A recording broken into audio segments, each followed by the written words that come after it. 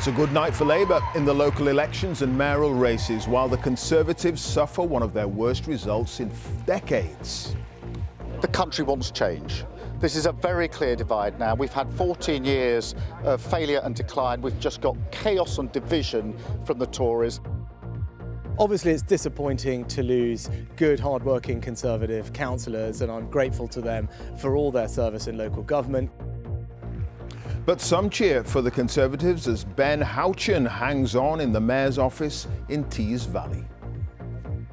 Dire election results are becoming a dangerous habit for the Conservatives, but tonight there is no sign it's prompting more Tory MPs to want to get rid of Rishi Sunak. And what could the results mean for a general election? Also on the programme. After the killing of the teenager Mikey Roynan in Somerset last year, 3 other teenagers are sentenced. The excited young Ipswich Town fans hoping for promotion tomorrow to the Premier League. Will you marry me? And will he or won't he? The last ever episode of Gavin and Stacey is coming this Christmas. On BBC London, we'll have the latest on the local election results. Plus, a man badly injured in the Hainault sword attack thanks the NHS for saving his life.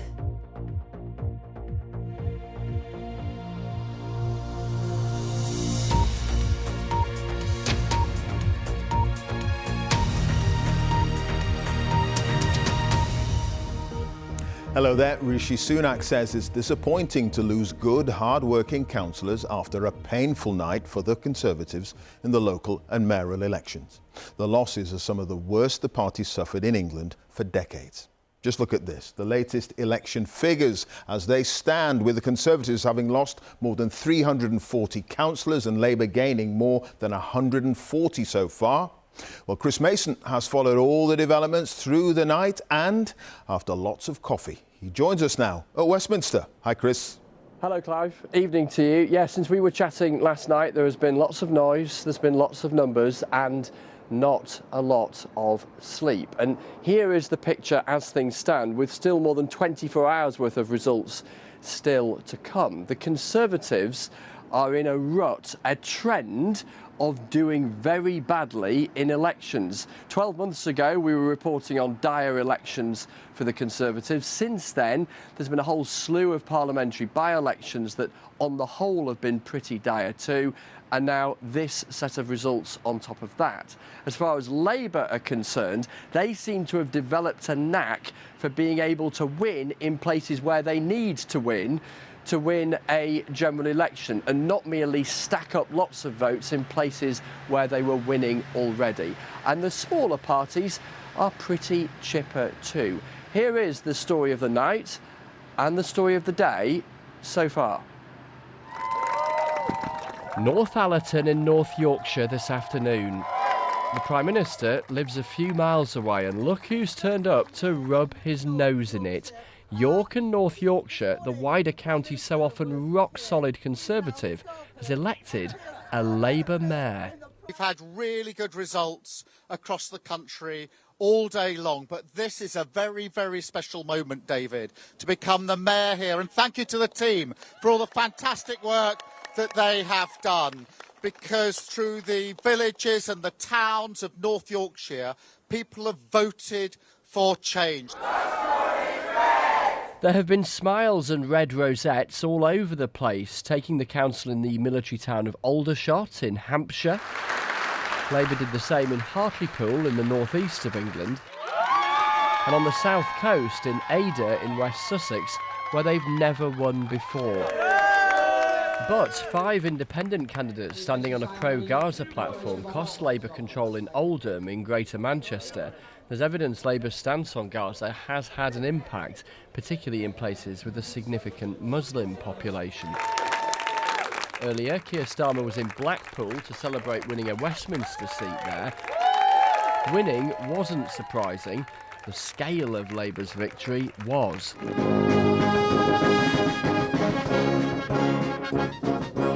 The mood music for the Prime Minister, pretty dire then. Rishi Sunak was in Catterick Garrison in North Yorkshire.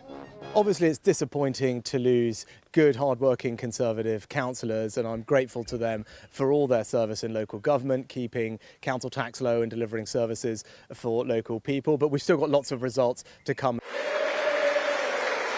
One of their few islands of optimism in a sea of gloom, the Tees Valley. The Conservative Ben Houchen wearing victory but not a Tory rosette. He won by 1,000,000 miles last time. It was much closer this time. And he had this message for the Prime Minister. The people that I'm hearing that may not be thinking about voting Conservative or are currently thinking whether they want to vote Conservative at the next general election, they want more progress. We need to give them the excuse to vote for us, and we haven't quite given them that excuse yet. And in classic marginal Harlow in Essex, the Conservatives managed to cling on. Just. The Liberal Democrats delight in the less than subtle photo opportunity. Here they are in Winchester in Hampshire. Let's make this Conservative government history. They're suggesting here the Conservatives are soon to be as dead as, yes, the dinosaurs, and point to gains they're making at the Tories' expense. In so many parts of the country, it'll be Conservative MPs worried about Liberal Democrats across the southeast, the Blue Wall, the southwest, in many other parts of the country where we are the challengers of the Conservatives. People know that if you want to get rid of this awful Conservative government and make them history, they should vote Liberal Democrat.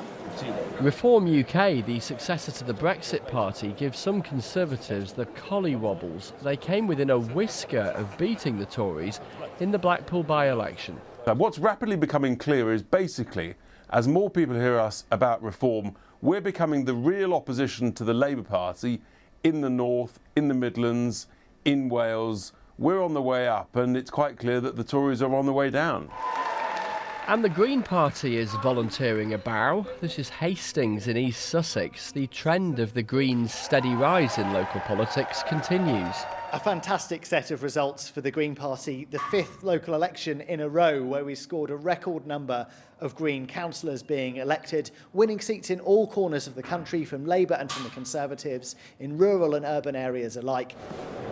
The democratic process comes with certain rituals: colour, stamina and sleep deprivation, and winners clutching babies. There are yet more results to come tomorrow. Chris Mason, BBC News. Well, here's a quick reminder of where each party stands. So far, the Conservatives currently down 350 councillors. So what can we take away from all the results at the moment? Well, Nick Eardley has been drilling down into the numbers. Hi there. Thanks a lot, Clive. Let's start with the projected national share. This is what the BBC team thinks would have happened if the whole country had voted yesterday and voted in the same way. I don't think it's coming up here just yet, but it's bad for the Conservatives. This, 25%, is their joint lowest ever in the projected national share at a local election. This is good for Labour. It's a similar lead to last year, but it's not Tony Blair 1997 good for Labour at the moment. Let's drill into the specifics a bit, the numbers from last night. As you can see, the Conservatives have lost about half of the seats they're defending at the moment. Labour are up 140 so. But this is the change from 2021. As you can see, Conservatives down 12%, Labour up a bit, the Lib Dems and the Greens picking up a bit too. But Labour say that they're particularly heartened in key areas, and I want to pick one example. Milton Keynes, it's a bellwether seat. It's often voting the same way as the rest of the country. And as you can see at the top there, it's gone from grey, a hung council, I should say, to red, a Labour gain. Again, that's a result that will hearten Labour HQ. Big question, what does it all mean for a general election? Well, there was one Westminster seat up for grabs last night. It was this one, Blackpool South. 2019 it voted Conservative, but a thumping win there for Labour last night. And have a particular look at this. The Conservatives only just beat the Reform Party into second place. And this is one of the most striking graphics of the day. The swing from the Conservatives to Labour in Blackpool South, 26%. That's the third biggest swing of its kind since World War II. And that will leave a lot of Conservative MPs feeling rather nervous. Clive. Indeed, OK. Nick Eardley for us there. There was consolation, as we've been saying, for the Conservatives in Tees Valley, where Ben Houchen was re-elected mayor for a third time. But Labour have won all the other mayoral counts today. And Danny Savage is live in Norton, in Stockton-on-Tees for us this evening. Danny, over to you. Clive, this is one of Ben Houchen's leaflets that his supporters put through doors in the days before the vote. If you looked at it, you would probably guess it was for the Conservatives, but there is no mention of the Conservatives until you get to the very small print on the back page here, which is all a bit of a contrast to events in Teesside this afternoon.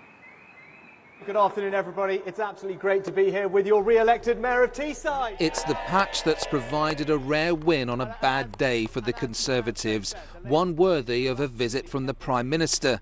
Ben Houchen was re-elected as mayor, a Conservative mayor. So relieved, humbled, proud to get third term as the Tees Valley mayor. Ben Houchen is a local lad. He was born here on Teesside and has campaigned for things like improvements to local hospitals and the local airport. But the question now is, can votes for a local Conservative politician stay with the party when it comes to a general election? It's a different dynamic, isn't it? The local politics are a lot different to Westminster. I think they forget that he's a Tory. In a local pub this afternoon, they were happy to talk politics. Did you vote for Ben Houchen? Yes, I did. Does that mean that you would necessarily vote for the Conservatives in a general election scenario? No, definitely not. Why? Because I have different views from Conservatives in the general election to what I do to Ben. Again, for what he's done for the area in Teesside, the airport, and in the Freeport, for jobs, bringing lots of employment, and generally just, helping Teesside. It was a warm afternoon in the north. Time for a reflective pint. Do you think the people that voted Conservative for Ben Houchen will necessarily vote Conservative in a general election? Almost certainly. You think they will? Well, yeah, I think they probably will. Yeah, I do, as a matter of fact, yeah. The boost to the economy, in my opinion, by what he's done for the airport, has been marvellous. Mum and daughter Jill and Rebecca run a business together. When it comes to the next vote, it's going to be the economy that keeps them sweet. The national living wage has just gone up, but then I've got to find that in my business to pay my staff. Food's going up, the cost of everything's going up, petrol's going back up again. Ben Houchen's majority has fallen, though. If the Conservative to Labour swing was repeated across the northeast of England at a general election, the Conservatives in all of their seats could be vulnerable. A good local campaign succeeded for the Tories here. Can they learn lessons from it? Danny Savage, BBC News, Teesside. Well, Labour did take control of Redditch Council in Worcestershire from the Conservatives with a huge majority over there, winning 21 of the 27 seats up for grabs. The incoming Labour council leader says he's overwhelmed by the size of the majority. Well, Leila Nafu has been speaking to voters there. With the weather in Redditch as bleak as the result for the Tories here, it's little wonder that few braved it to the shops today. How best to breathe new life into the town centre was one of the key issues at the local elections. Labour secured a resounding victory, seizing the council from the Conservatives. At the Three Cooks Cafe, business has slowed. Manager Janine thinks Redditch has been shortchanged by those who've been in charge. It feels like this town's rotting and it doesn't feel like we're going forward. Something needed to happen because it's like it's stuck in a rut. And I think change is only good when you're in that position. Her customers too wanted to see fresh thinking. They didn't listen to people. They didn't listen to us when we said we wanted the library to stay where it is. Nobody's doing nothing to help the country. The homeless people on the streets. People are working just to pay their bills, just to survive. Here in Redditch, Labour promised voters it would restore an outdoor market that used to be here and to try to stop the library just down there from being demolished and relocated. This is exactly the kind of place that will decide the outcome of the next general election. It's somewhere Labour will need to win back to get into government. Down the road, a bit of light rain isn't knocking practice off course at the Redditch Bowling Club. The town has had a Conservative MP since 2010. Labour now has its eye on that prize. Redditch used to be Labour many years ago, so I think that swing back is how people in this country are feeling. And I think the challenge is the issues that we've got in Redditch mirror what's going on in the rest of the country. I think you've had 14 years of the Conservatives. They've tried austerity. They've sort of almost imposed Brexit. They sort of partied through COVID, and I think people are just about fed up with it now, really. I will vote for who's going to put this country into the strongest position it can be.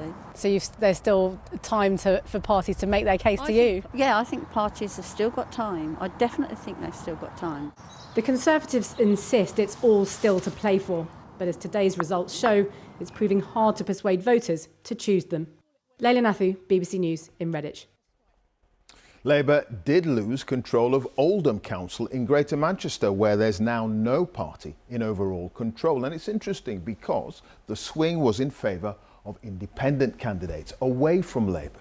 Now, the change is blamed in part on Sir Keir Starmer's stance on the war in Gaza, a factor in areas like Oldham which have large Muslim populations. Well, Kevin Fitzpatrick is there live for us now. Is that what did it, Kevin? Events thousands of miles away affecting goings on in Oldham? Well, it certainly contributed. This is a borough where Labour has been struggling politically over a number of years, losing council seats and even leaders. But it does appear that anger over the conflict in Gaza and Labour's initial reluctance to call for a ceasefire has done real damage and cost it control of this council. It's also had an impact elsewhere in Labour strongholds across Greater Manchester, places like Teesside and Bolton, Rochdale, even in the city centre. 1 or 2 council seats have gone to independents or parties standing on a pro-Gaza platform. And over in Lancashire, in Blackburn with Darwen, 8 council seats have been taken today by independents standing in support of Gaza. But there, 4 have been lost by Labour and 4 have been lost by the Conservatives. There's just a scattering of seats being affected in this way at the moment, but it does appear clear now that the main parties can be affected by their response over the ongoing conflict at the ballot box locally. Indeed. OK, Kevin, thank you for that. Kevin Fitzpatrick there live in Oldham. Let's go back to Westminster where Chris is standing by. So, Chris, what do you take away from these results, and particularly this idea around the national vote share? Yeah, let's try and unpick things. So when Rishi Sunak became Prime Minister, he inherited a mess. The first aim was to stabilise things, and you can argue that he was successful in that. The second was to try and revitalise Conservative fortunes.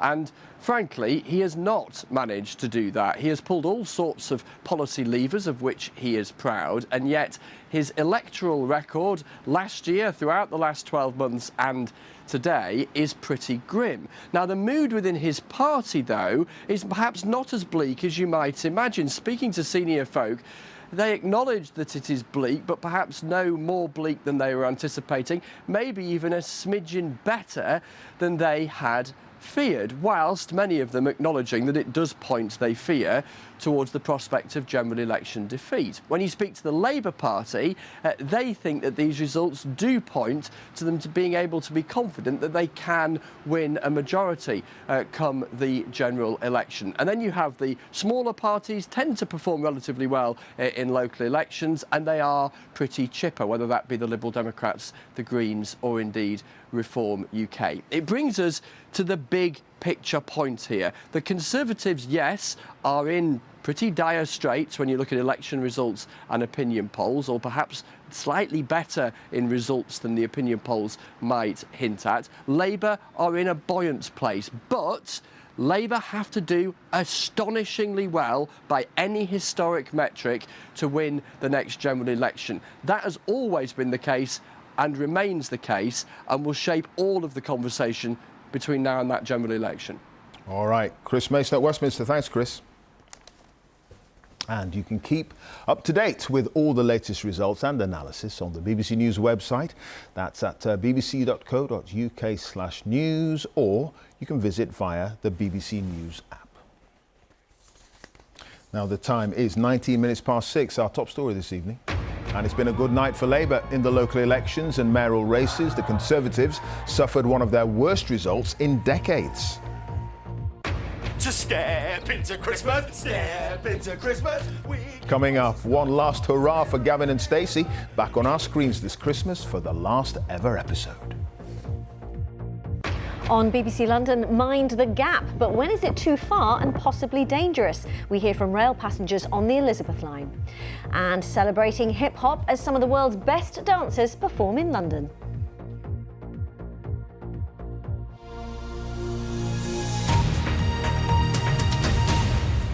Now, a former lawyer for the Post Office has been accused at the inquiry into the Horizon IT scandal of telling a big fat lie about not knowing that there was a bug in the software. Jarnail Singh was directly involved in prosecuting a pregnant sub-post mistress back in 2010. The bug was not disclosed at the trial of Seema Misra, who was wrongly convicted of theft and false accounting. Mr. Singh denies the allegations made against him. Emma Simpson has sent us this report. Mr. Singh, are you going to tell the truth today? The questions are mounting for the former Post Office senior lawyer, Jarnail Singh, beginning with this one. You were covering it up in 2013 and 2015, weren't you? No, I wasn't covering it. You were covering up your own guilty knowledge. No, I wasn't. He helped prepare the case against Seema Misra. She was sent to prison in 2010, 8 weeks pregnant. She'd blamed Horizon for her losses. But shortly before her trial came this report written by Fujitsu engineer Gareth Jenkins about a bug affecting branch accounts and how he could use remote access to fix it. And then here's a note about the meeting that followed, warning about the potential impact upon ongoing legal cases. The inquiry saw how it was all forwarded in this email to Jarnail Singh, the header showing it printed minutes later.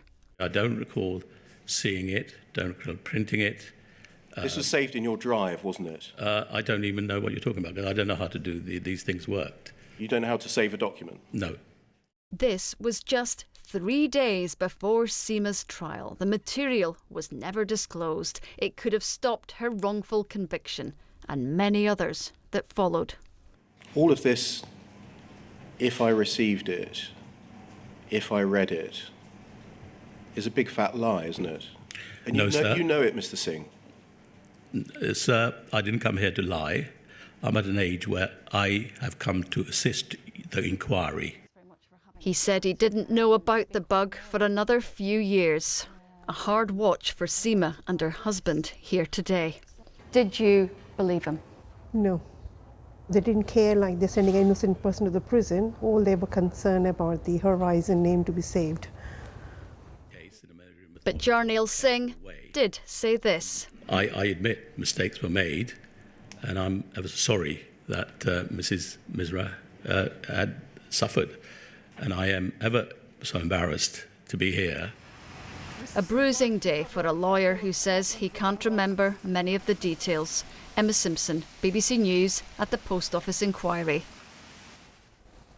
A teenager who stabbed Mikey Roynan, who was 16, to death in Bath in Somerset last year, has been detained for life at Bristol Crown Court. Shane Cunningham was ordered to serve a minimum of 16 years before being considered for parole. Two others, Cartel Bushnell and Leo Knight, who were 15 at the time of the attack, were sentenced to 9 years for manslaughter. Dan Johnson was in court. Mikey Roynan's family came here every day of the 4-week trial. Today they were in court to hear how long his teenage killers will serve. Love you too. Love you. Wait, love you. Mikey was just 16 years old. He was a live wire, so he loved, being out on a bike or a scooter. Last June, he went to a party in Bath with friends. There, they came across this group from Wiltshire. This is the ambulance service. Is the patient breathing? There was a violent confrontation and Mikey was stabbed in the neck. They've been stabbed at a house party, please. I had loads of missed calls. I rang Mikey's phone and his friend answered and he said, Mikey's been stabbed. I was like, is he okay? Is he okay? And he said, he's gone, Hayley, he's gone. And I put the phone down on him because I didn't want to hear that. I didn't believe it. It was Shane Cunningham who stabbed Mikey, he claimed, in self-defence, but he was convicted of murder. Cartel Bushnell and Leo Knight were given 9 years for manslaughter for encouraging and supporting the attack. Why would you take a knife to a 16-year-old's birthday party? Why would you need to have a knife in a house party? Yeah, that is shocking. Was it you that stabbed him in the neck? Shane Cunningham didn't give any answers in custody or in court, so we may never know what sparked the confrontation. The judge passed a life sentence and said he must serve at least 16 years. Bristol and its surrounding areas are in the middle of a plague of knife crime.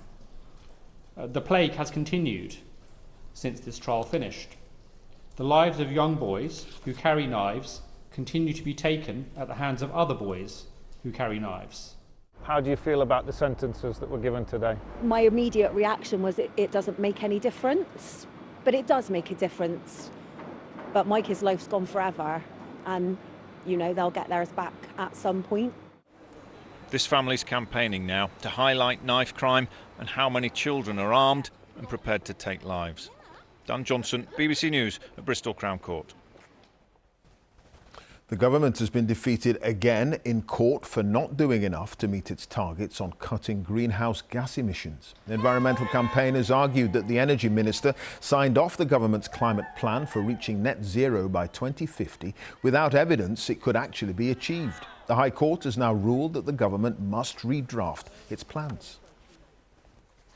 It's a big day tomorrow for Ipswich Town's footballers on the brink of promotion back to the Premier League. A win or draw against Huddersfield Town will seal the deal, with the whole town willing them on to succeed. Here's Laura Scott. They haven't had to wait, but it seems these school children more than understand the weight of what this weekend could mean for the whole of Ipswich. We haven't been in the Premier League for like 22 years, so that would be a very good achievement. It's going to be really cool to be back in the Premier League playing with all these really cool clubs. On the eve of the final promotion push, a plea from the club's chief executive in their morning assembly. And make as much noise as you can tomorrow for us. Can you do that for us? Yeah. We are trying to rebuild a monster of a football club that has been run down and at times neglected. But what we have found is an incredible fan base that shocks and surprises us. And tomorrow, we've got to go once more. Ipswich is where Sir Bobby Robson made his name as a manager. His triumphs here inspired the current man in charge, Kieran McKenna, whose side need just one more point to reach the top flight. We know that the next step is a huge one, and it would take an awful amount of work again. But you know, that's exciting. It's exciting to be part of this project, to be leading the project, and you know, we want to continue that. Helping the club go global is local lad Ed Sheeran, who sponsors the front of their shirts and is actually named as a member of the playing squad. And he's not the only one bringing their star power to Portman Road. He does it because he loves the club, and the same with me. I represent them on my shorts and take them around the world and however I can, because I'm a hometown boy, same as him, and we all support our own. As the Tractor Boys try to plough their way to the Premier League, the players might be keeping their feet on the ground. Not sure the same can be said for the rest of the town. Laura Scott, BBC News, Ipswich. There's good news for the millions of fans of the TV comedy Gavin and Stacey. One of the stars, the actor James Corden, has announced there'll be one more episode of the show to be aired on Christmas Day. The big question, of course, is will Smithy accept Nessa's marriage proposal? Well, Thomas Morgan is on the famous Barry Island to tell us what's occurring. Well, at the end of the day, when all's said and done, it's tidy, Clive. The news that Gavin and Stacey will be back on our screens after that tantalising question you mentioned there has got fans jumping for joy. And viewers will be hoping for more classic scenes such as, well, Smithy ordering a takeaway, some singing and dancing, and also possibly an answer to what actually happened to Uncle Bryn on that fishing trip. And there's no doubt about it, Gavin and Stacey has put Barry Island on the map. Today I've met fans that have travelled from Southampton, Birmingham and Cornwall just for one photo here because of their love for this iconic British sitcom.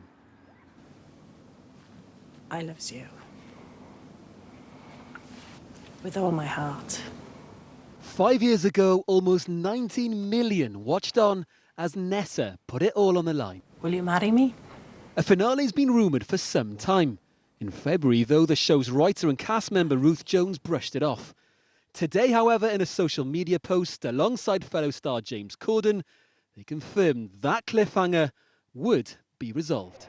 A cult favourite, it's brought viewers to this Welsh seaside town. I'm so excited! I'm just excited to find out what's occurring. Do you think it's a yes? I hope so. And let's hope they have a nice big curry after.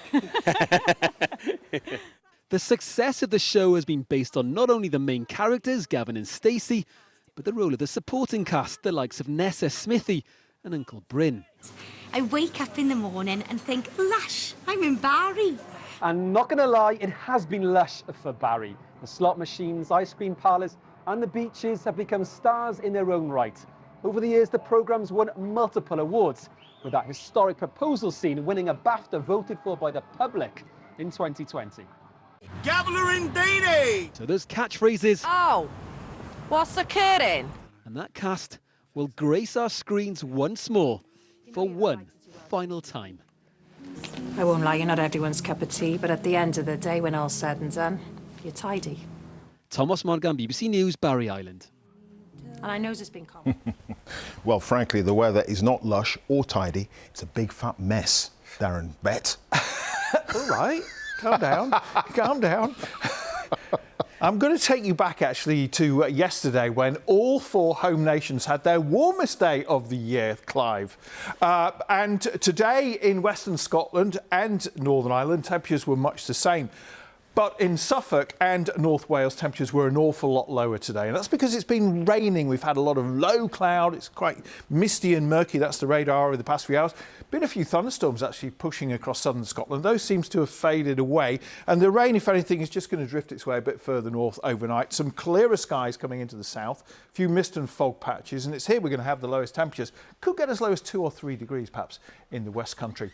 But tomorrow, North Wales, Northern England, Northern Ireland and much of Scotland's going to have a cloudy day. Misty, murky over the hills. Bit of rain left over. Most of it for Northern Ireland. Sunshine to the south. That could give us a few showers into the southeast. And we may get a few thunderstorms in the northwest of Scotland with a bit of sunshine helping to trigger those. 19 degrees in the Highlands, but a warmer day than today across southern parts of England and South Wales and the Midlands. 16 or 17 degrees. Bit more sunshine on the way on Sunday. It should brighten up a bit across northern parts of the UK, but again, that could trigger a few showers, a few thunderstorms in eastern Scotland, a bit of cloud and rain coming into the southwest of England. That'll peg back the temperatures here. Otherwise, widely 16 or 17 degrees, warm in the sunshine, and a warmer day across North Wales and northern England, I think, by Sunday. Bank holiday Monday, this area of low pressure is moving in. How far north it gets, still a bit of uncertainty. That's going to bring the showery rain across the south. And then we've got some sunshine, but any sunshine in the north, again, that will trigger some more heavy and thundery showers. Again, it's quite warm, just not quite as warm as it has been. Temperatures typically 16 or 17 degrees. Clive. All right, Darren, thank you for that. I'll calm down now. That's it. I'll be back at 10, but you can keep up with all the latest developments on the BBC website. Now, let's join our colleagues for all the news where you are. Bye for now.